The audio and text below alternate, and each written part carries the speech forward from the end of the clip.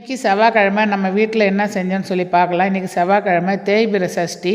அதனால் காலையில் எழுந்து வீட்டெல்லாம் சுத்தம் பண்ணிவிட்டு அடுப்பங்கரையெல்லாம் தொடச்சிட்டு அடுப்புக்கு மஞ்சள் குங்குமம் பொட்டுலாம் வச்சுட்டு பருப்பு வேக போட்டேன் சாம்பார் வைக்கலான்னு சொல்லிட்டு. அது கூடவே உருளைக்கிழங்கு வேக வச்சு தோல் உரித்து தனியாக எடுத்து வச்சுருக்கேன் வறுக்கிறதுக்கு. சாம்பாருக்கு பார்த்திங்கன்னா கத்திரிக்காய், அவரைக்காய், பரங்கிக்காய், அதுக்கப்புறம் ஒரே ஒரு மாங்காய் இதெல்லாம் போட்டு தான் இன்றைக்கி சாம்பார் வைக்க போகிறோம்.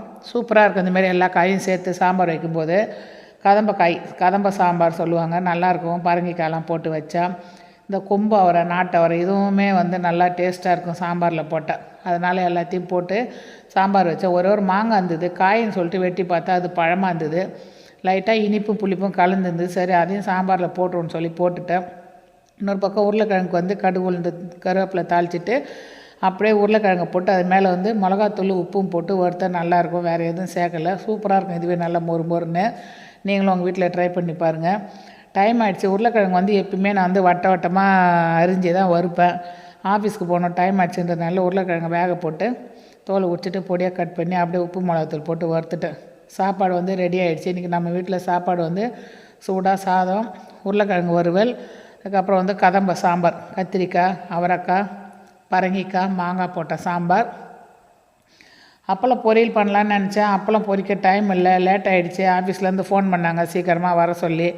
அதனால் சரி இதோட முடிச்சிடலாம் அப்படின்னு சொல்லி முடிச்சுட்டு காலையில் டிஃபன் எதுவும் செய்யலை. இன்றைக்கி விரதம், மதியம் சாப்பிட்டுக்கலாம் அப்படின்னு சொல்லிட்டு சஷ்டிக்கு முருகருக்கு மதியம் படைக்கலான்னு நினச்சேன் செவ்வாய் ஹோரையில். ஆனால் டைம் இல்லை, ஆஃபீஸ் போயிட்டு சரி நைட்டுக்கு படைச்சிக்கலான்னு இருந்துட்டேன். இது மாவு கருப்பு கவுனி அரிசி நேற்று மதியம் ஊற வச்சேன்.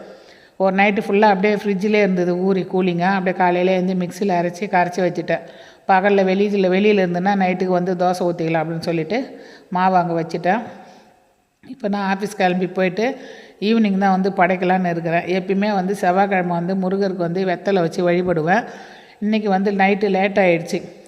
தான் வீட்டெல்லாம் பெருக்கிட்டு வெத்தலை பறித்து அப்புறம் அதுக்கு மஞ்சள் குங்குமம் பொட்டுலாம் வச்சு சாமிக்கு விளக்கேற்றி கும்பிட்டேன். தேய்பிறை சஷ்டியில் நம்ம மனசில் ஏதாச்சும் ஒரு காரியம் நினச்சிட்டு நம்ம முருகரை நினச்சி வழிபட்டால் நம்மளோட கஷ்டம்லாம் நீங்கும்னு சொல்லுவாங்க. அதனால் நான் என்னோடய கஷ்டம்லாம் நீங்கணும்னு சொல்லிவிட்டு முருகருக்கு விளக்கு போட்டேன். வீடியோ பிடிச்சிருந்தால் லைக் பண்ணுங்கள், ஷேர் பண்ணுங்கள். தேங்க்யூ. அப்படியே நம்ம சேனலை சப்ஸ்கிரைப் பண்ணாதவங்க சப்ஸ்கிரைப் பண்ணிக்கோங்க. AKS family cooking vlog and entertainment சொல்லி போட்டிருப்பேன். நம்மளோட சேனலை சப்ஸ்கிரைப் பண்ணாதவங்க சப்ஸ்கிரைப் பண்ணிக்கோங்க. வீடியோவை பிடிச்சிருந்தால் லைக் பண்ணுங்கள், மறக்காமல் கமெண்ட் பண்ணுங்கள். தேங்க்யூ.